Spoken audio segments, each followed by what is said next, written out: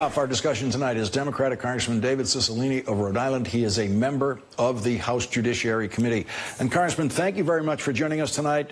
Your chairman, Jerry Nadler, just was on with Rachel Maddow, where he announced that Robert Mueller's one of his conditions for testifying to the committee at this stage of negotiations is he wants to do it behind closed doors, no TV cameras present, no media present, transcript to be released later.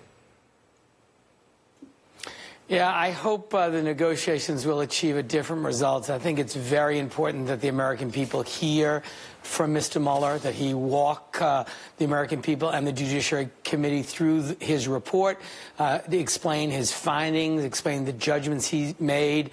This, of course, was a report that was done on behalf of the American people when our democracy was attacked by a foreign adversary.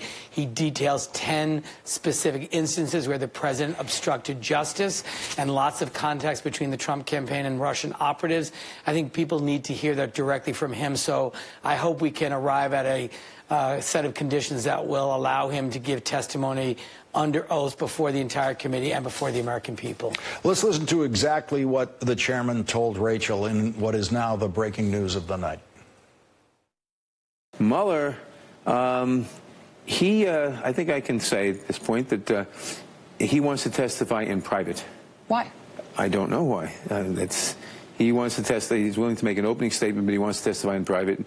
And we're saying that we think it's important for the American people to hear from him and to hear his answers to questions about the report. Does he want to testify in private and have it be a closed session where we, the people, would not even get to see a transcript? No, no. We'd see a transcript, but we'd see a transcript.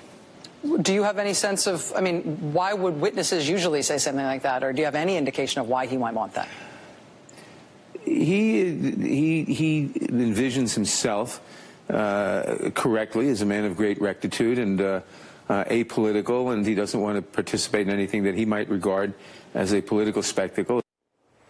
Congressman, was that news to you tonight? No, we understood that those negotiations are underway and that was part of the conversation. I think that the chairman is going to continue to try to persuade Mr. Mueller's team to allow Mr. Mueller to come before the committee in public again. I think everyone on the committee thinks it's very important that the American people hear him testify, but obviously those negotiations are ongoing. And I want to get your reaction to this statement from the White House tonight where the president has put the Attorney General not just in charge of investigating any kind of investigation that occurred during the presidential campaign, but also in charge of all of the classification issues involved with all of the intelligence agencies who might or might not have picked up anything in that investigation. Well, I mean, to quote a former high-level DOJ official, this is a grotesque abuse of the intelligence community. And what's really disturbing is on the very same day that the president says, I can't work with Congress to get anything done for the American people because I can't do that and respond to investigations at the same time, he initiates yet another investigation. So the irony is kind of extraordinary. We've passed over 100 pieces of legislation in the Congress so far while we are conducting robust oversight. So we can do both things. We ought to do both things. That happened during the impeachment. It happened during the Nixon impeachment. Investigations and oversight are normal congressional work. We do that while we're passing the For the People agenda. But it's sort of ironic that on the very day the president stormed out and said, I can't do both things, he announces his attorney general is now directed to assist the intelligence community to conduct a new investigation about the origins of the inquiry conducted by Mr. Mueller. It's kind of funny. Chairman Nadler told Rachel that your subpoenas, although are already being treated very seriously by judges in court, you're winning at every stage, that they might be taken even more seriously and moved even more quickly if they are in service of an impeachment inquiry. Do you support moving to an impeachment inquiry in your committee? Yes, I have expressed that opinion to my chairman and to my colleagues.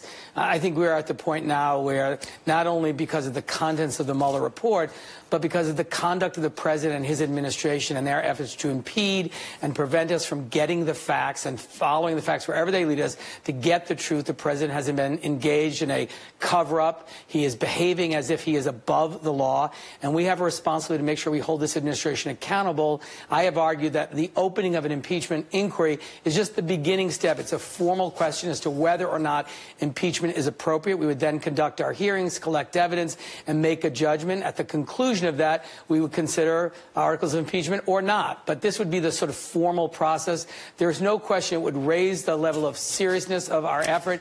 It would consolidate some of this work. And I think it will, there certainly is court decisions that say that at that moment, when an impeachment inquiry is underway, Congress's power is at its zenith. So I think it would strengthen our hand. I think the chairman is absolutely right. We have enough authority under our regular oversight to get what we need.